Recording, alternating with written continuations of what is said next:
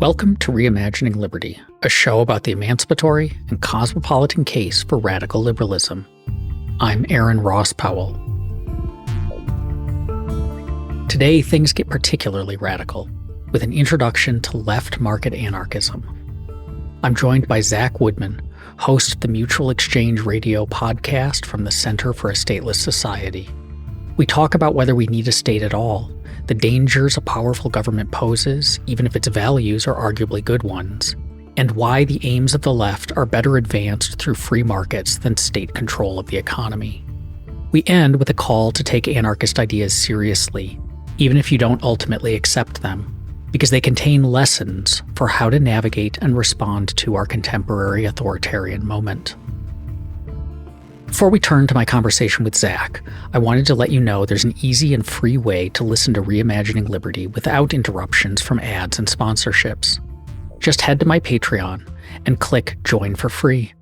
You'll get a special feed you can add to your favorite podcast app that doesn't contain any ads. You'll also get my new essays sent to your inbox. And if you value Reimagining Liberty and want to support the show, there's an option for that too. As a supporter, you'll get all new episodes a full week early. To learn more, check out my Patreon at patreon.com/Aaron Ross Powell or look for the link in the show notes. With that, here's my discussion with Zach.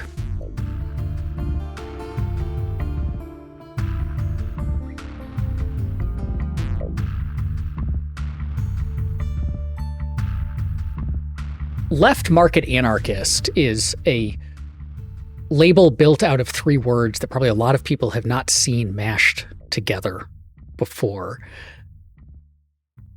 So what is, just high-level quick sketch, what does it mean to be a left market anarchist? So what it means to be a market anarchist, obviously, is to, is to take a perspective of wanting to replace many institutions that are currently controlled by the state or some other non-market means and replace it with something that is still market responsive, right? So we are taking a court system that is under the jurisdiction of a single entity and police that are enforcing laws for that entity, and replacing it with something more like a competitive market of like security forces and a court system that adjudicates contracts between customers of those sort of security agencies. Everything I said so far sounds a lot like what you might think of as a libertarian anarcho-capitalist position. But what makes it left is that it views the sort of world, it both empirically predicts and normatively supports a world that is more different in key ways from status quo market capitalism. So a left market anarchist is going to be more open towards things that we don't traditionally see as, quote, market firms fulfilling certain roles that the state currently supports. So left market anarchists place a lot of emphasis on mutual aid sort of societies, which are not just simply private charities, but also sort of, and are also not simply like an insurance, like life or health insurance contracts, but is instead things like fraternal societies. Unions used to fill this role of pools of resources, money, community relationships, and so on, and that people draw off of to fulfill roles that social insurance currently plays. If you get injured or whatever, you get paid for out of this pool that you've organized with. So it acts like social insurance, but it's not simply an insurance contract that you're signing and getting into it, right? It might evolve out of other sort of social connections you have, such as, you know, a religious community is where they historically were tied, but I would prefer it not to be necessarily tied to religion. It might also arrive out of like common sort of like guilds used to play this role in a more pre-capitalistic society. But I don't expect it would look exactly like all of those historical forms. And so we're more open to non-market mechanisms or non-traditionally capitalistic market mechanisms fulfilling roles than anarcho-capitalists. And also we see there being, in a fully freed market, a lot more room for things like workplace democracy, worker cooperatives, sort of ways of organizing the firm that are not centered around a joint stock corporation, right? Maybe the workers have more of a role in making a decision than a board of directors would or a voting of shareholders would in such a situation. So it is one that looks, and a lot of anarcho-capitalists who don't object to those things say, well, they just turn out to be the same thing, like David Friedman does. But because we put so much emphasis on the ways in which a radically freed market would not necessarily look like a status quo capitalist market and would be radically different in many, many ways, that puts a lot of distance between us and anarcho-capitalists. Another thing that makes it left is a more openness, both openness towards different arrangements of property claims and criticism of status quo property claims. So if you look at the market anarchist tradition and the individualist anarchist, which is closely related tradition, it starts out in the 19th century, oftentimes with radical criticisms of forms of property rights that were getting enforced by states back then. This included criticisms of absentee landlordism. A lot of early anarchists have very similar things to say about that Henry George would say.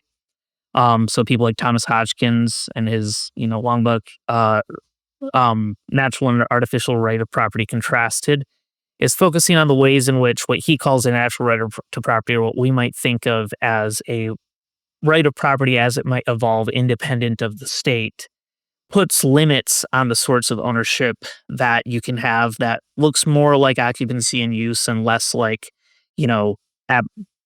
just having a piece of paper that the state enforces that claims you have ownership, even if you have no sort of like connection to it continually and ongoing. You'll also see in that tradition a lot more criticism of things like intellectual property.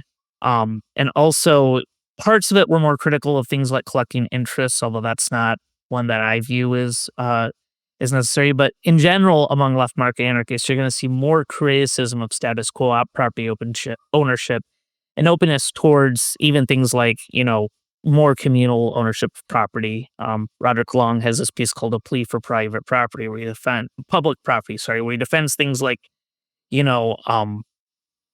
roads and so on not being just purely private, but also a place where sort of like a whole community can be open towards going to visit it and use it and so on. So it's this more openness towards arrangements of property that are like that than you typically see on anarcho-capitalists.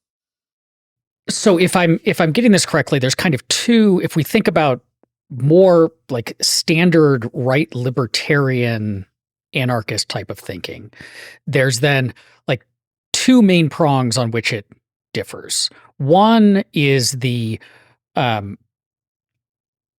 is like a values sense of like there are certain other kinds of arrangements that we might prefer over the ones that, say, an anarcho-capitalist predicts would come about in an anarchist society. We prefer those, and we are like more sanguine about a different set of property rights. And I'm thinking here, like, because I think this is an important point for people, like, the contours of property rights are not themselves fully determined by like natural law or something. And we over time draw out all these, like the law draws out all these distinctions about like what can you do and what counts as, does burning what counts as abandonment, leaves, what counts as abandonment. Yeah, like these are all baked in, and the answers arrive through a process, but like those answers could be different. And we wouldn't say like if the adverse possession length of time was a little bit different than it is now, that would be like wildly unjust because there's only one just adverse possession length of time or something. So on that, but then on the other one, there's the other prong, there's like a predictive element to anarchism, right? Like of what we want is to abolish the state as like this institution that has certain powers and privileges over the rest of us. And if we do that, then a certain kind of world will emerge. And then a lot of anarchist theorizing turns into like, well, okay, here's a problem we see in the world. Like, how would that be solved in an anarchist society? Or how would this distribution look different? Or how would society function? Um, and so, how much of this then just really comes down to the difference between different kinds of anarchists comes down to like how confident you are in different versions of those predictions. I will say it's more than just predictions, because it is the case that there are many forms a stateless market could take, depending on historical path dependency or the preferences of the people involved in that market, right? You could imagine a world where we have cultivated a certain sense of risk aversion and sort of like economic, I don't want to say laziness, but lack of drive to like make management decisions or whatever that would make it so that people would be perfectly happy working in factories, right? Um, but you could also imagine a world where people are so like deeply autonomous and like anti-hierarchical that they don't never want to work in a factory, in a world of like independently owned businesses and or workplace cooperatives, right? And a lot of that is somewhat dependent on the sort of cultural norms that we cultivate, the sort of expectations we have for ourselves and others and the workplace and our economic lives and so on.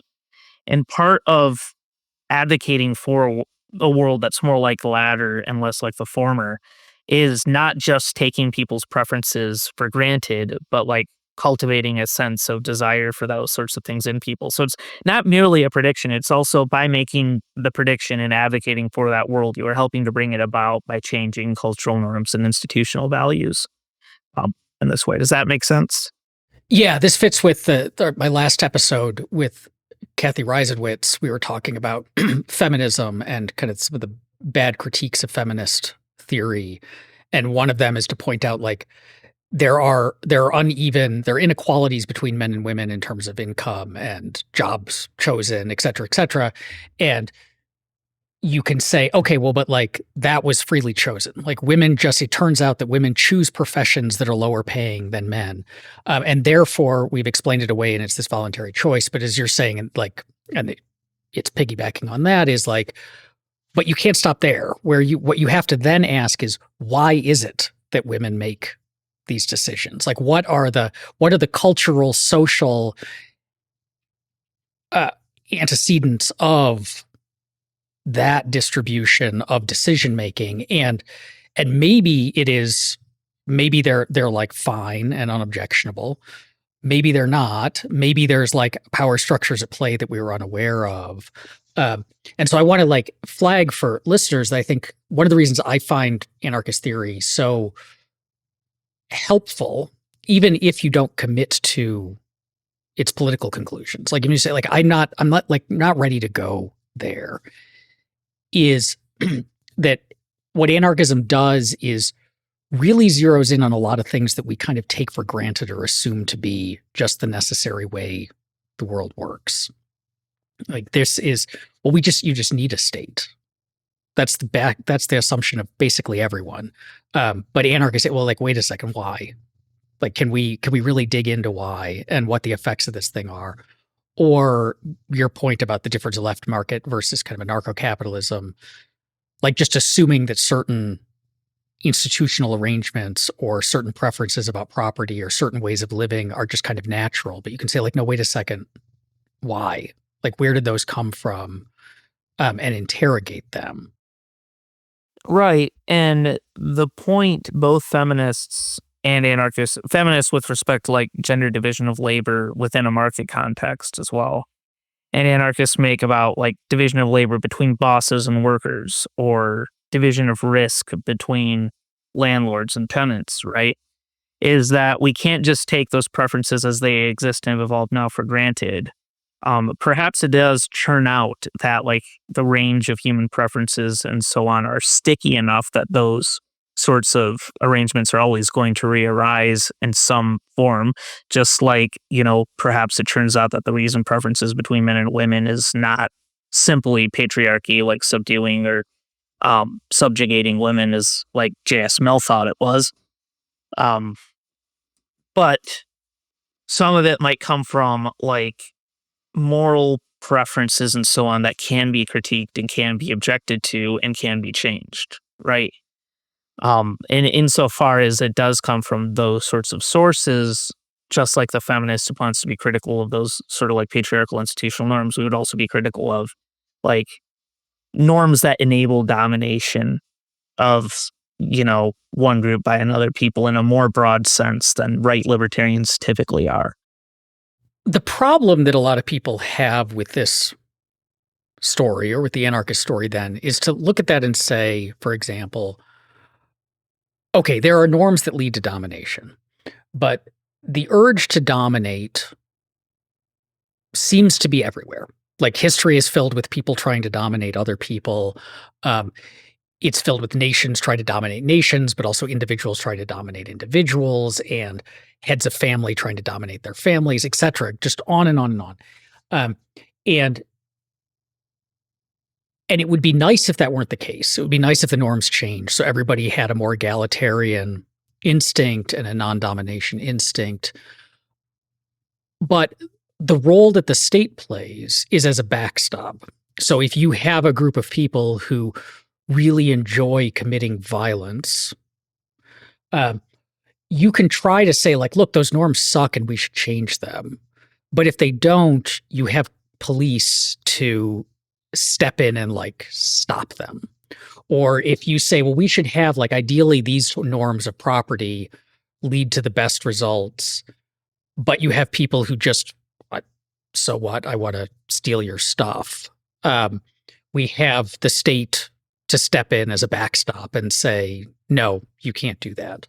Or on the like kind of the positive side of it, if we say like, well, what you really need is we need mutual aid, which is like some people, we're like kind of all collectively sacrificing for each other in order to make each other better off. I am giving my time and energy and whatever to help you out. You're doing the same. That's a wonderful attitude and we should all cultivate that. But if there's not enough of it, people starve. And so we have the state as a backstop to provide them with food stamps or whatever it happens to be. How do you address that concern of it seems like you're saying if we just got rid of like this thing that is playing all those roles right now, people would start behaving in the right ways on their own. So there's like many ways that we respond to that in different threads.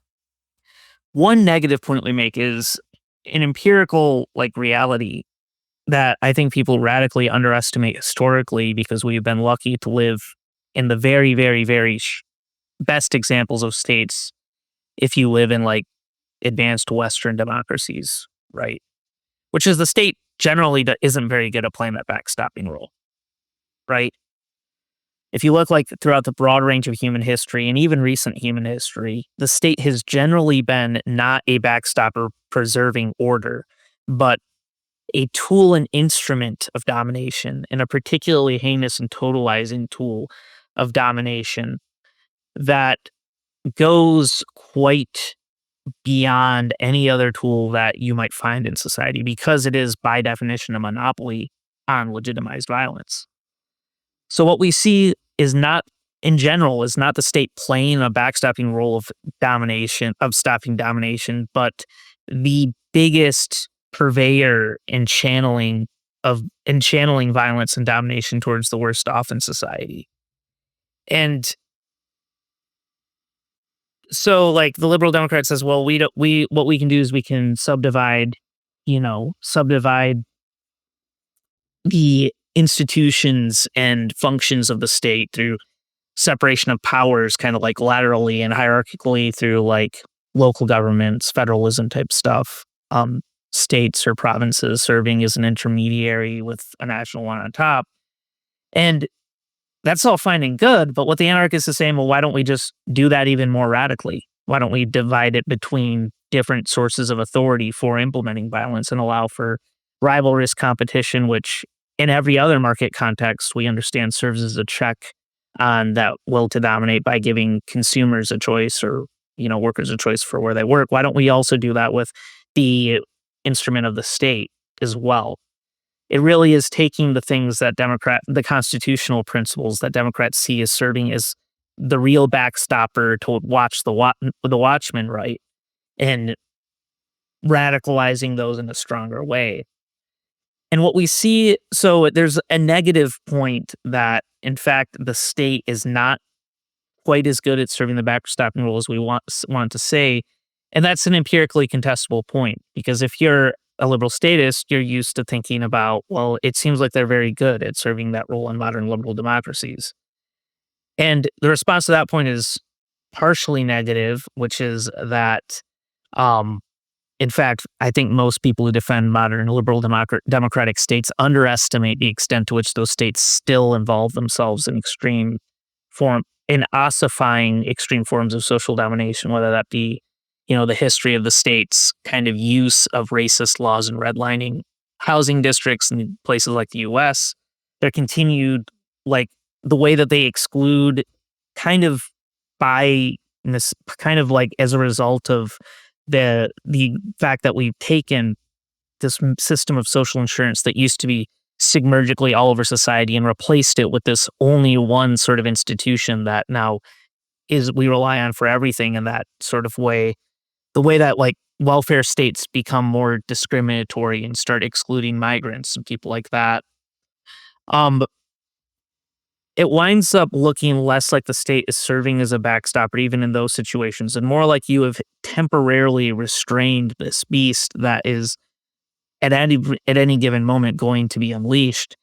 And the real like problem, and we're seeing now just how temporary and fragile that is in Western liberal democracies with the rise of populism, because it turns out that whether you're going to be an anarchist or not an anarchist, what is ultimately stopping people from domination are a set of non-formal, institutional, cultural, social norms, right? The way you stop a state from, a democratic state from discriminating in its welfare programs is by convincing more and more people that these worse off people are no less bad than you or equally deserving or whatever of protection and so on. The way you stop the state from implementing racist policing policies or whatever is by convincing voters, right, that racist policing is wrong and electing politicians who will reform those things.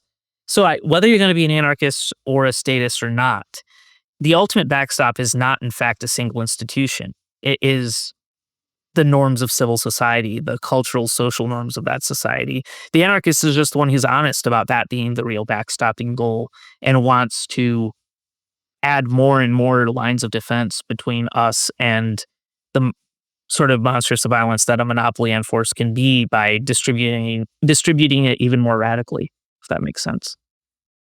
So this speaks then to the question I had, which was, if the state does bad things, and you're right, like human history is the history of states doing bad things, then is the state doing bad things because the state is bad? Like it's inherent in the nature of the state to do bad things, and so the only way to end those bad things is to end the state.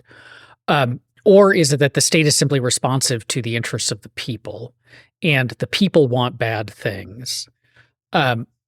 And if that's the latter one is the case, then getting rid of, like, if you could change the will of all the people to be good, in however we're defining it, Be more liberal democratic. Yeah. Yeah. Then the state would not do bad things.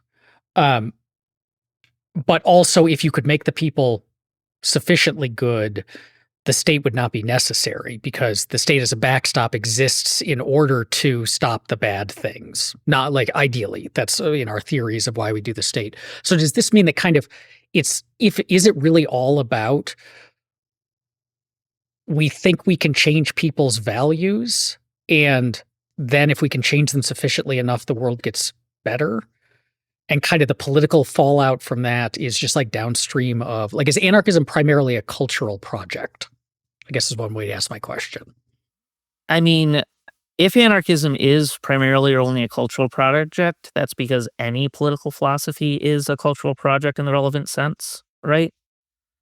Um, but there is a critique of states that is more than just states do bad things when the populace wants bad things, right? What winds up happening with states is at first it does the bad things that the people will tolerate because the people are insufficiently humane, liberal, however inclusive, however we're understanding, you know, the social political norms that match up with moral norms. Um, but then after it starts doing those initial sort of tolerated, you know, tyrannies, whether that's abusing, a racial minority or depriving that racial minority of certain goods that it's providing towards others, etc. It then ossifies those things in a certain very, very strong way because it has so much power and so much, control over society.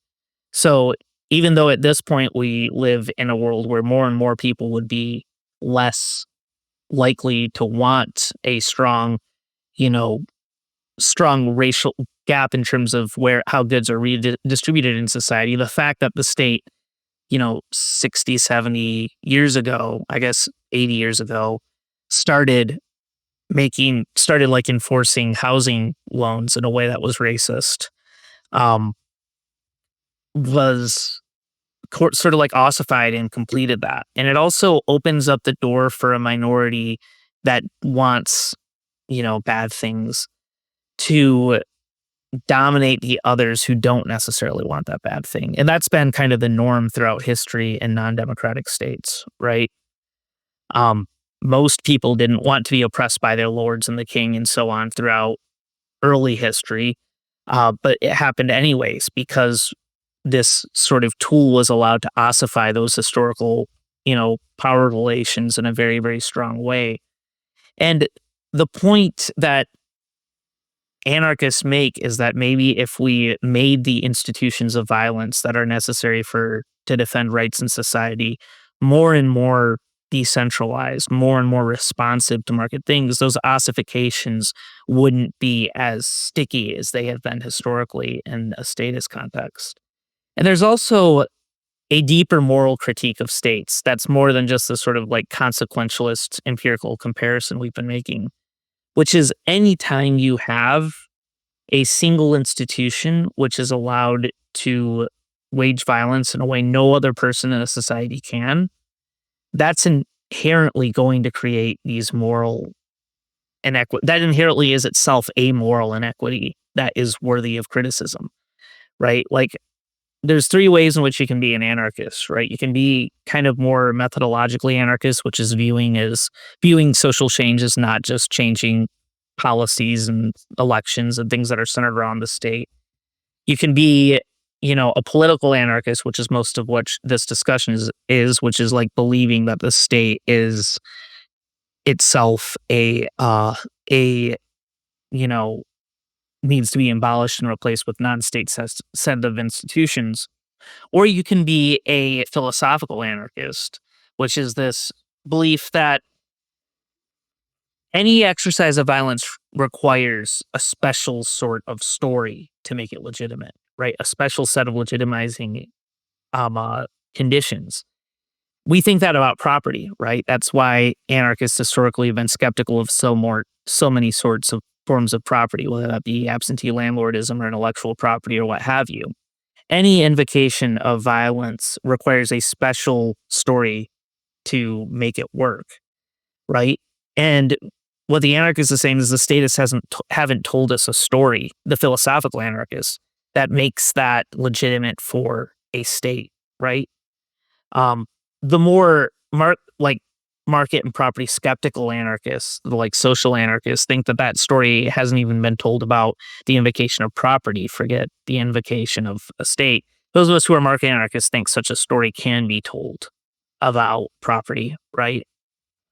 Um, but we haven't gotten that story from status, is what we're saying. You can give us your social contract theories of various sorts, but once you really question if we were to apply this norm that there's a single institution that can dominate others that you've tacitly consented to, to legitimate any other sort of, implication of force or violence against another human being, we would recognize it as plainly ridiculous. So why do we allow it in the cases of states?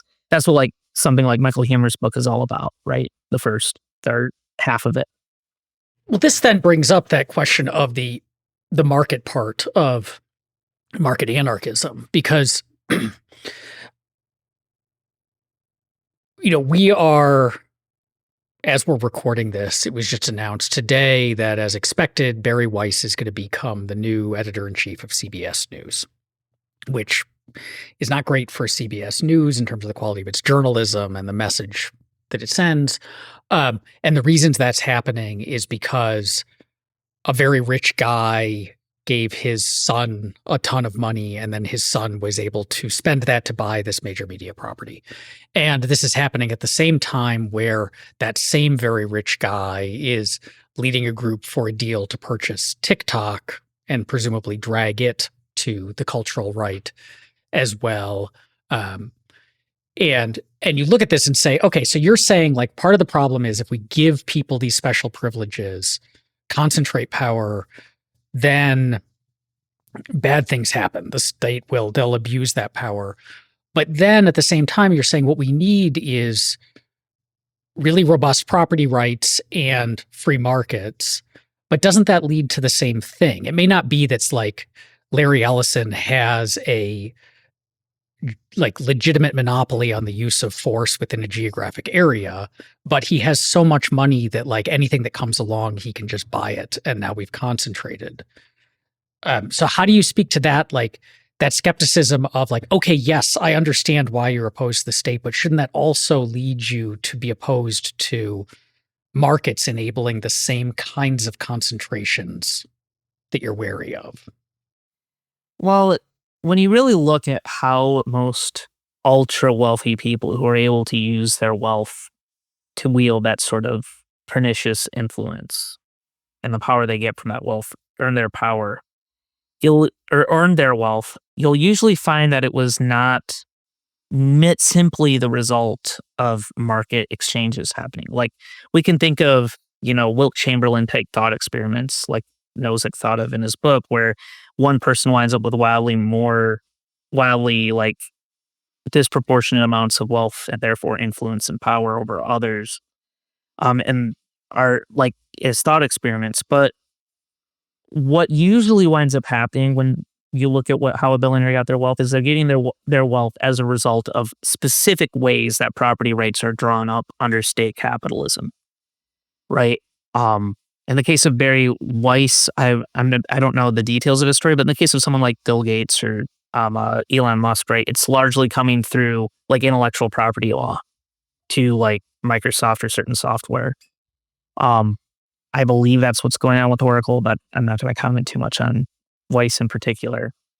And the point is that once you allow for the sort of range of different property claims that would be more likely to be enforced or existent under a stateless society, the tendencies of markets to allow for more new entrants to come in and destabilize those sources of wealth. Though, what is intellectual property but an artificial legal monopoly on something that is granted to stop perfect market competition from coming in, right? It makes for more rivalrous competition in a way, or more imperfect competition in a way that is a result of institutions and not a result of the natural features of that market, right?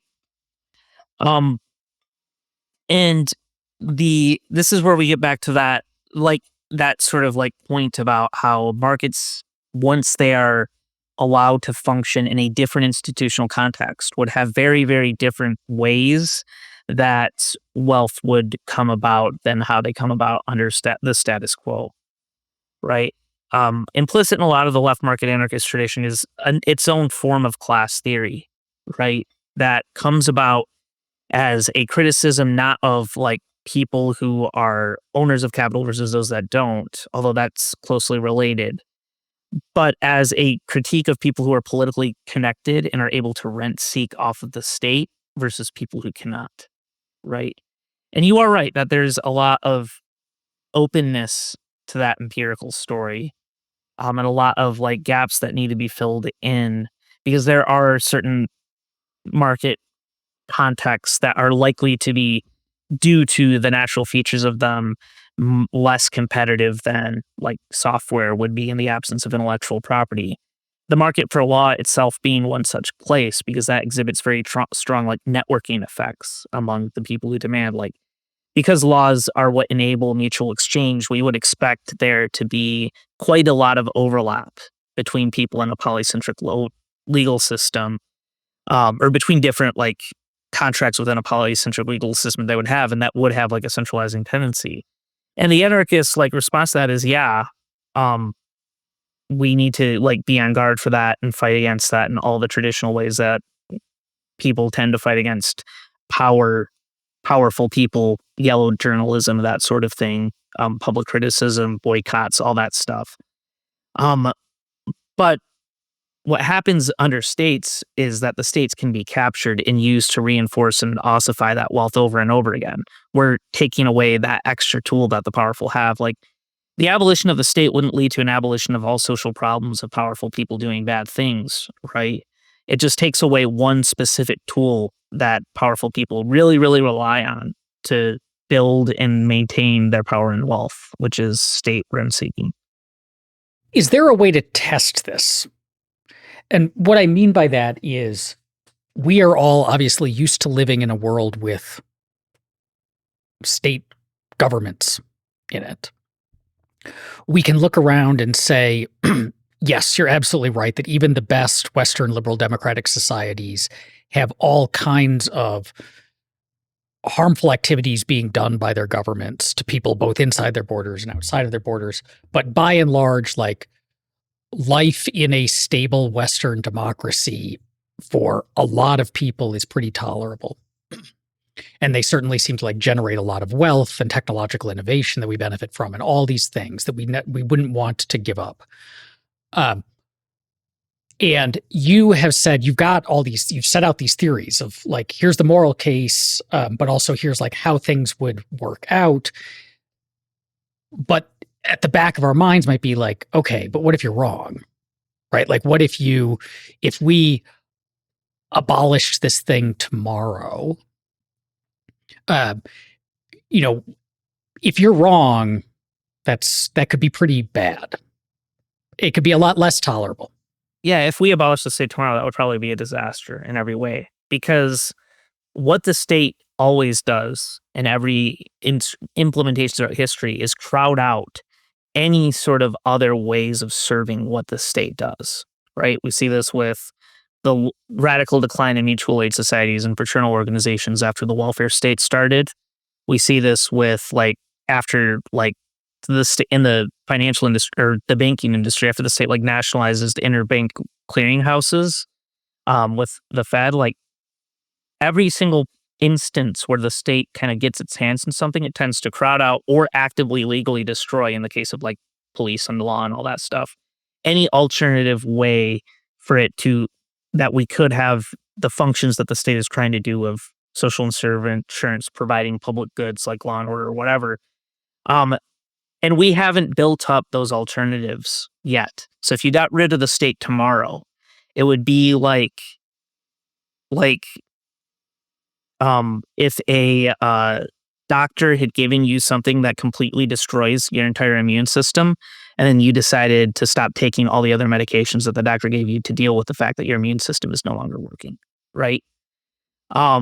It would be a disaster. I view the project of anarchism eventually, like abolishing the state, as first doing the cultural stuff of getting people used to the idea that they don't need a centralized like legal instrument for it to be right or wrong. Like, so many people who don't think carefully about politics or political thought, like, can't even seem to distinguish between morality and law coherently, right?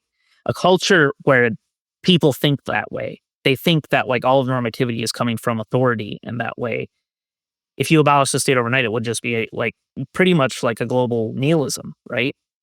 So you need to like cultivate that that sort of like people getting used to think for themselves out of the context of a legal arrangement, um, out of control, or like you need to get that first. Then you need to like build up these institutions that make more and more instruments of the state more and more obsolete. And I view that as like a several 100-year project, right? Our relationship towards statelessness is much like the relationship that, you know, an intellectual in the 1600s first arguing for like a democracy under an absolutist rule would have had with the democratic vision that they see in the future. And it's, in fact, if anything, a miracle that democracies came into existence so quickly after that, right? Um, so, like, the anarchist argument isn't for revolution and abolishing the states now. It's for this sort of piecemeal abolishing the state in our heads before we abolish it in the reality, right? Um, but if you want, you started this out asking, well, what about experiments for this? I think, like, oftentimes when people think of statelessness, they do think of these periods of absence of a state immediately after the state has already like dominated society, places like Somalia or whatever. And what they're doing is they're comparing this idealized version of a state to a very non-ideal situation of statelessness. But what you need to do is you need to compare like the worst possible situation of statelessness to the worst possible situation of having a state, right? And when you do that, you start realizing even the worst possible situation of statelessness is better than the worst, because the worst possible situation of having the state is living under like North Korea, right? A place that is horribly impoverished, um, and nobody has any freedom at all because they're being so continually dominated. Whereas the worst possible situation of statelessness is like a place like Somalia, right, where everything's constantly chaos and in order. If you look at like human development stuff for Somalia under their own authoritarian rule versus not having a state, things got actually a little better. Peter Leeson is, an economist your listeners might be familiar with, who made that argument that for the least developed countries with the worst states, even horrible statelessness might be a better solution for human development than allowing that state to continue to dominate and control. Because again, any society, its political culture is going to be determined by the sort of civil, stigmergically evolved, like civil institutions, and not simply by whether they have a democratic state or not, right? Trying to impose democracy on these places is, in fact, a folly, as we've seen over and over again with like our attempts at interventionism in these places. I want to just very briefly highlight for listeners, the point you made about the conflating of morality and law, and just point this out as something that I encourage everyone to be on the lookout for in their own thinking, that we do this a lot, and there's a lot of the default assumption is like, here's a thing I don't like, there ought to be a law.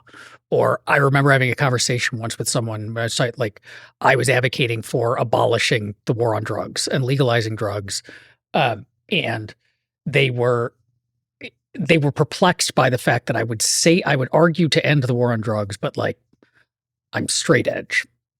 Like, why would you, if you don't want to do this stuff, why do you think it should be legal? And if you admit, like, I think it's bad, a lot of drug use is bad and alcohol abuse is bad, but it shouldn't be illegal. It's a really pernicious way of thinking, where you say there ought to be a law whenever you point to a problem in the world, both because it encourages more state power and state violence. We should ban cigarettes leads to people getting chokeholded and killed by cops because they were selling cigarettes illegally. But also because it deflects your sense of action based on that care. That like, here's a problem, rather than me looking for solutions to it or me putting effort into solving it, I'm going to instead just ask this thing to take care of it for me. And so it's like to a certain extent, like if there is a genuine civic duty in the sense. Yeah, you've absolved yourself of any moral responsibility by just like making the responsibility in another sort of agent or set of agents in the form of the state. And yeah, you do see that over and over again, even with people who like are able to think clearly about like drug war stuff or whatever, and are able to like make a distinction between what is like a good idea prudentially for me to do and what the law should be. You just see them make this mistake. Like, I find like most of like contemporary philosophy of law like very hopelessly confused, right?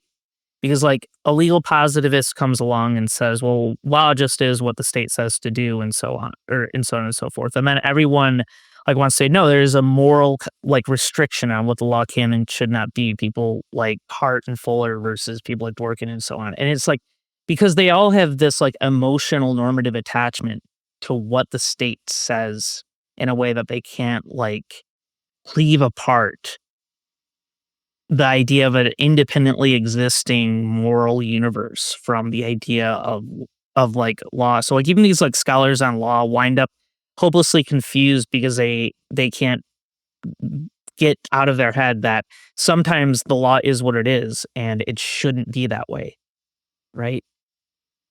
And that's not to say that the legal positivists have like an entire like victory here, because they don't seem to want to think about morality independent of the law in their own way, right?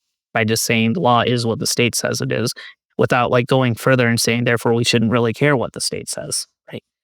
Um, and you see this in the way people like talk about like, you know, their own charitable stuff, like all these rich progressives who say my tax rates should be higher so that we can fulfill the welfare state obligations or whatever. And it's like, well, then why aren't you doing ever more to try to build a world where the poor are taken care of outside of your tax, outside of what you owe in taxes, right? Um, why aren't you building a world of effective charities, which some of these progressive people are doing? But it's like, you know, if you're egalitarian, why are you so rich? Well, if you're so like morally caring, why do you want the state to do everything, right?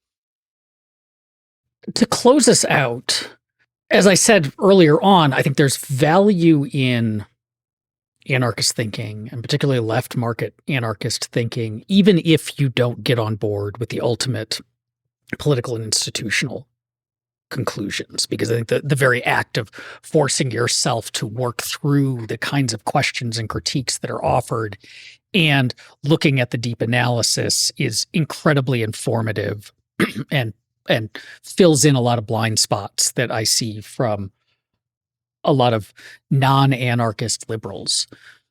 So what I'm wondering is, can you talk about how right now we're in this acutely catastrophic political moment in the United States?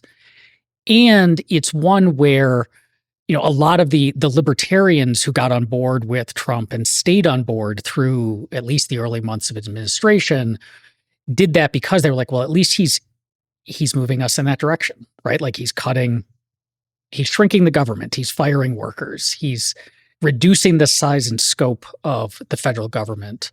And it's been awful, right? Like this has not been a good 10 months.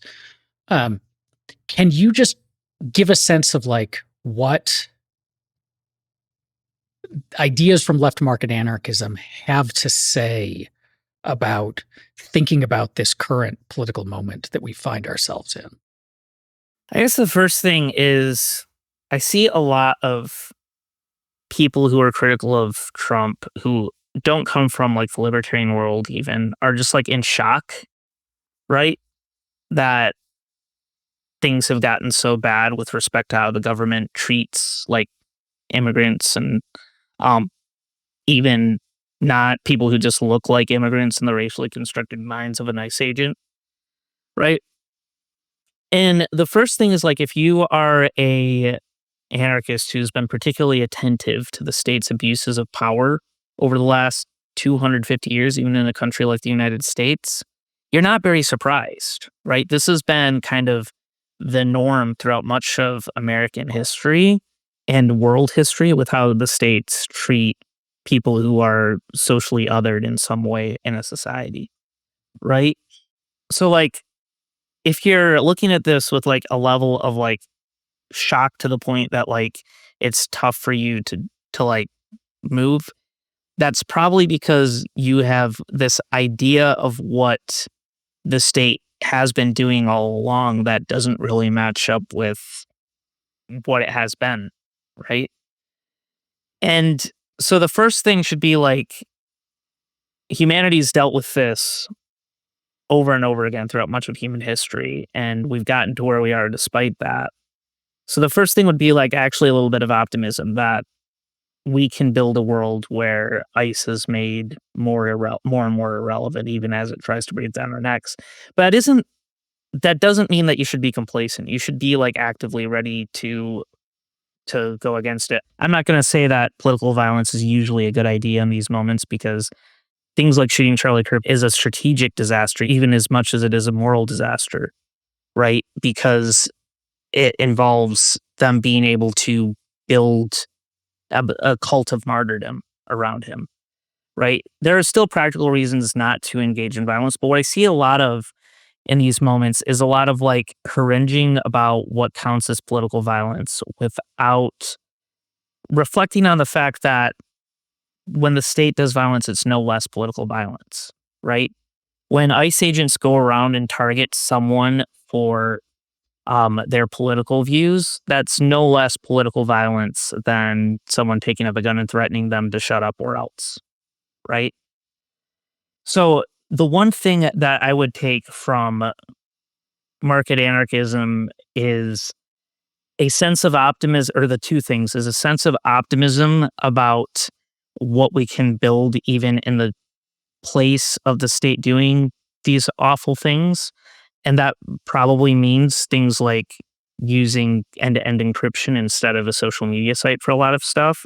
That probably means like making more and more of your activities not legible to the state because you just can't trust it to not use that information against you again.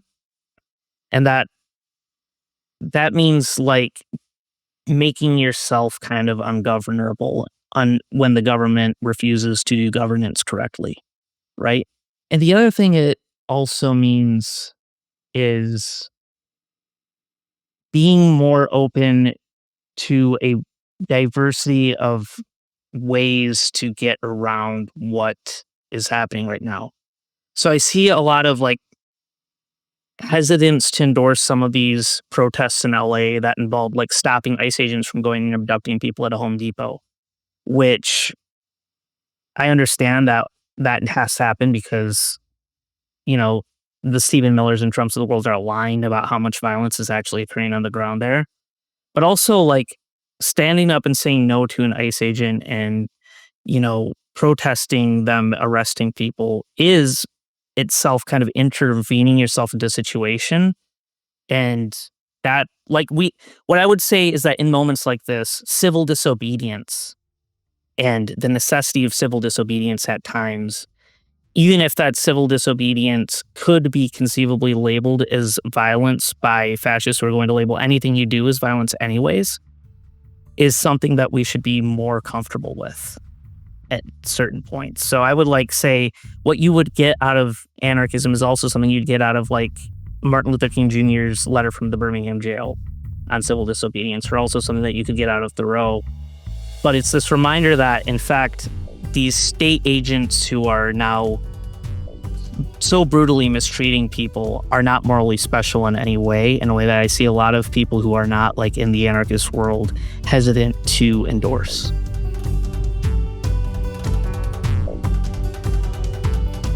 I hope you enjoyed today's episode of Reimagining Liberty.